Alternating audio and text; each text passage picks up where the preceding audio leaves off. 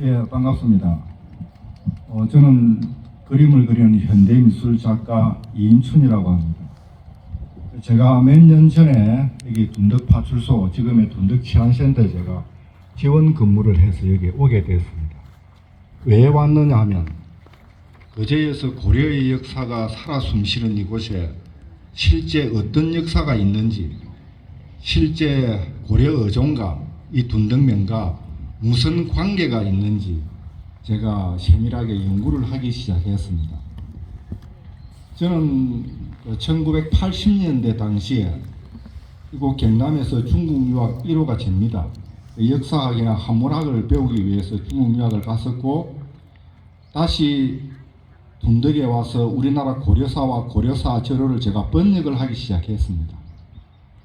고려 어종에 대해서 많은 부분에 대해서 학설이 부딪히고 있는 건 사실입니다. 그러나 제가 밝히고자 하는 것은 이 고려의 역사를 어떻게 발전시킬 것이냐, 과연 고려 어종과 둔덕면이 어떤 상관관계가 있느냐, 제가 한번 연구를 하기 시작했습니다. 이곳의 둔덕면에는 고려 어종과 관계된 마하터, 여강고, 공주샘, 물망골, 고려방, 엄청난 고려 설화가 존재하고 있습니다. 그래서 제가 하나하나 이제 그걸 유추하면서 분석하고 연구를 하기 시작했습니다. 나이가 많으신 분들에게 물어보기도 하고. 첫 번째 그 마하터입니다. 여러분 아실 겁니다. 경복궁이나 우리나라가 유교 서당에 가면은 말을 타고 왔을 때 반드시 이곳에서 내려서 공자님한테 배양을 하라 해서 하마비라고 합니다. 근데 마하터라고 하니까 이상한 거예요. 아니 보통 하마비라고 하는데 왜 마하터라고 했을까? 제가 이틀 사흘 제가 꼴똘하게 연구를 했습니다. 연구에서 얻은 답은 무엇이냐? 이 마하터라는 것은 여러분 아실 겁니다. 우리나라 국문학에 도치법이나 강조법이 있습니다. 말을 할 때 중요한 말을 뒤에 넣는 게 도치법입니다. 예를 들어서 어떤 한 연인이 사랑할 때 나는 당신을 사랑합니다 해야 이게 올바른 순서인데, 나는 사랑합니다 당신을 이렇게 말이 어순이 바뀐 거예요. 엄청난 강조가 들어간 겁니다.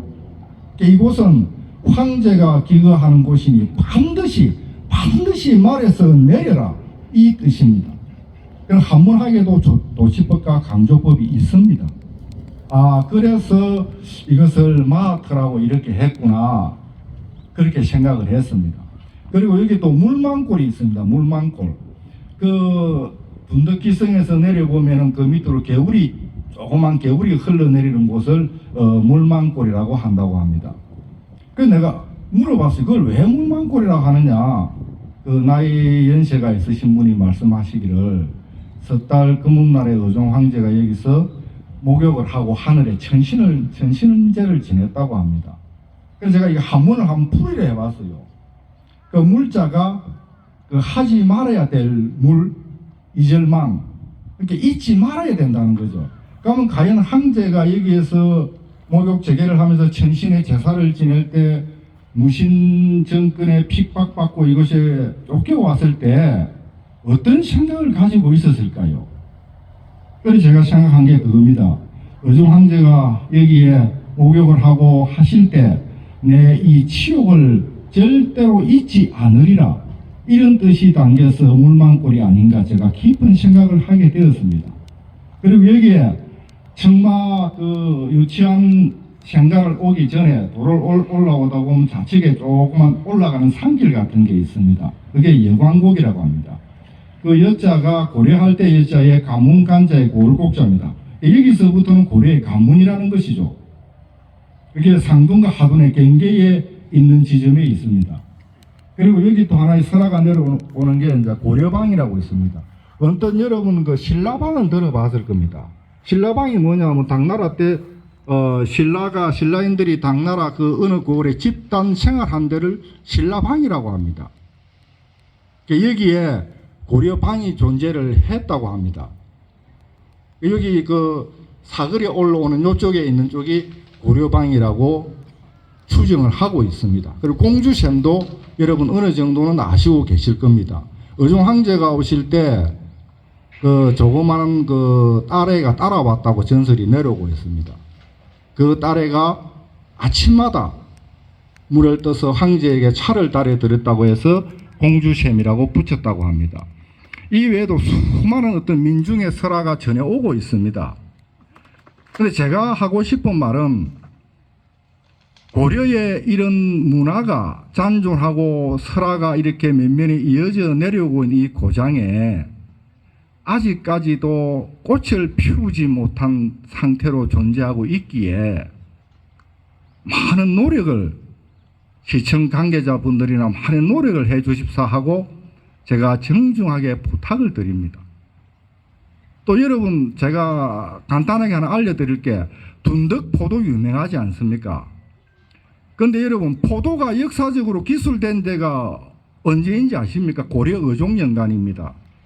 고려 의종께서 12세기에 후반까지 살아 계셨던 분인데 우리나라 고려청자 12세기 고려청자 포도문 매병이라고 있습니다. 그 국보로 정해져 있습니다. 이만큼 지금의 둔덕포도와 그 당시의 고려포도가 연관이 아주 깊은 한 맥락에 엮어져 있습니다.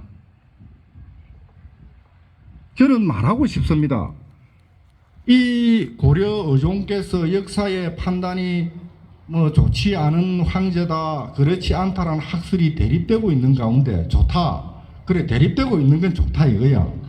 그런데 저는 이 둔덕에 그 융성한 고려 문화가 12세기 때 엄청난 꽃을 피웠던 때가 고려 의종 황제의 연관입니다.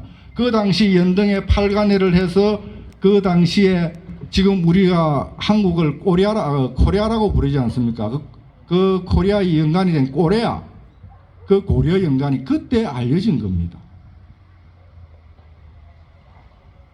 저는 이 역사, 고려 역사를 이렇게 발굴하고 번역하고 해석을 하면서 많은 부분 느낀 것이 우리나라 가장 최남단 이 거제도에 이렇게 황제가 머문 고려 문화가 이렇게 잔존하고 내려오고 있는데 왜 이것을 여태까지 이게 가만히 두고 보고만 있단 말인가? 한번 여러분 깊은 생각을 하시기 바랍니다. 고려 청자가 가장 꽃피웠던 시기, 고려 문화가 가장 융성했던 시기가 고려 의종 황제가 계셨던 12세기였던 것을 다시 한번 말씀드립니다. 그리고 둔덕매민 여러분들은 고려 황제의 후손들입니다. 감사합니다. 네, 반갑습니다. 저는 아까 고려 강의를 했던 현대미술 테어링 아트 작가 이임춘입니다.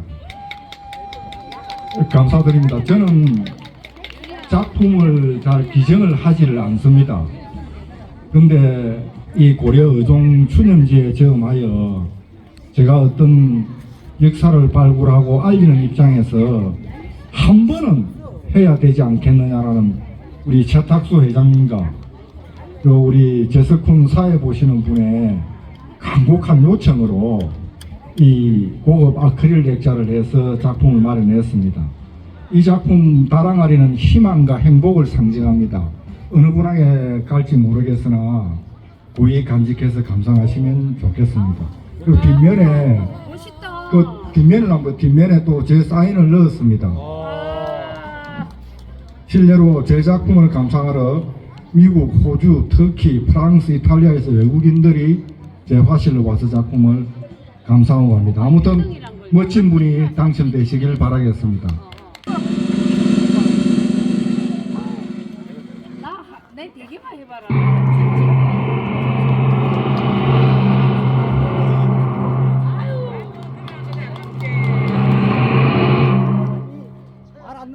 자, 아마 작품에 대해서 설명 들으셨고, 네, 축하를 드립니다. 자, 행운번호 153번 유석암. 유석암.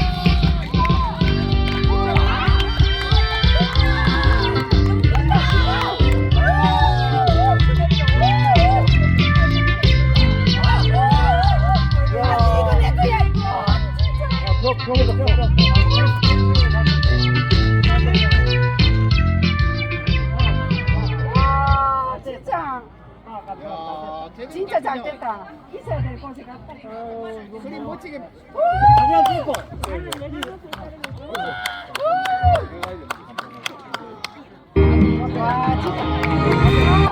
와 진짜 아니 기념 촬영하게 하자. 나와요. 나 진짜 손님 할게. 나도 이 필요했다고.